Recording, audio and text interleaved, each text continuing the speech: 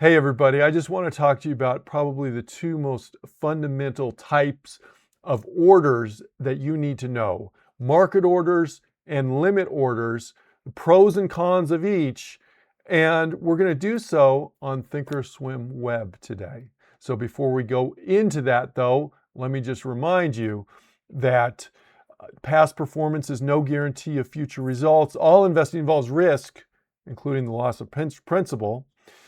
And there's no guarantee of an execution of a stop order that it's going to be at or near the stop price. And this thinkorswim web platform I'm going to show you today here is provided for educational purposes only. And for the sake of simplicity, I'm not going to factor in any fees or commissions in what we're doing today. Just realize, know the risks of what you're dealing with here. And we'll look at individual symbols, but those individual symbols are not recommendations here today. So let's take a look. If I wanted to just put an order to buy a stock here on thinkorswim web, I'd put the symbol at the top of the page perhaps, or I can click on the symbol on a watch list. I'm going to put in Southern Company, SO, just as our example here today. And I can see down here whether I actually have any positions in it, and it's not showing any or any working orders on it. So I don't in this case. And if I wanted to buy this, I would just click on the green buy button, and it's going to bring up this order ticket here. Now, the default here is as a limit order. It says limit right there, limit order. When you put in an order as a limit order, it is saying that you want to only buy at this specific price or less. Okay, this is the most you're willing to pay here on that order. And that's great because you know you're not going to pay more than that price. But the problem is you may never not get filled on that. It's possible nobody is willing to sell it to you for that price or less. So one of the things on these limit orders are you can control the price, but it's not guaranteed to fill. Okay. And so when would you do something like this? Well, maybe if it's more of a volatile stock or an illiquid stock, that may make more sense to do it. And I'm talking about stocks today. I'm not really going to get into options, but I suffice it to say that with options, limit orders are more popular.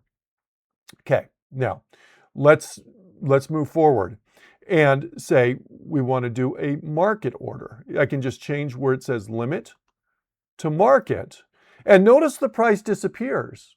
Why'd the price disappear?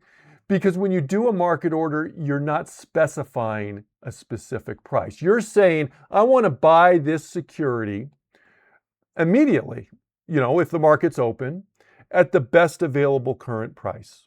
That's the goal here. And so with a market order, hey, it emphasizes the execution speed. We'll buy it quickly. But do we know what price exactly what's going to be at? We don't know what price it's exactly going to be at. So if you have a more liquid market, a less volatile stock, that may be an order type that you consider there. Now that's for buying a stock. Let me get rid of this and let's say we're going to sell a stock. So let me just go here. I have some Bank of New York Mellon right over here. I'm going to click on this. And you can see I have a sell order of Bank of New York Mellon here on this. The same principles hold, but it's just a little bit in reverse here. If I click on a sell, it defaults to a limit order. And this is saying I'm going to sell it at this price or more. I'm going to sell it at this price or more on this example stock here. So good news is I know if I do sell it, it's going to be at least for this price. But the bad news is it may never fill. It's possible nobody's out there willing to buy it for this price or more. So we go back to the limit order. We get the price that we want, but may or may not fill. And again, we can change that to a market order. And that should give us a quick execution. But ultimately, we don't know what price it's going to fill at. Now, let's say we're after hours. We're just doing a trade that's going to be active during market hours, but we're doing this at night when the market's not open. And we put in a market order.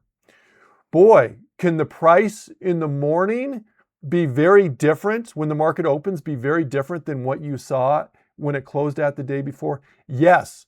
So there's certainly a lot more uncertainty under that circumstance if you were to do a market order on the trade. So one is not right, one is not wrong. It's just you need to decide the order type that fits the bill, so to speak.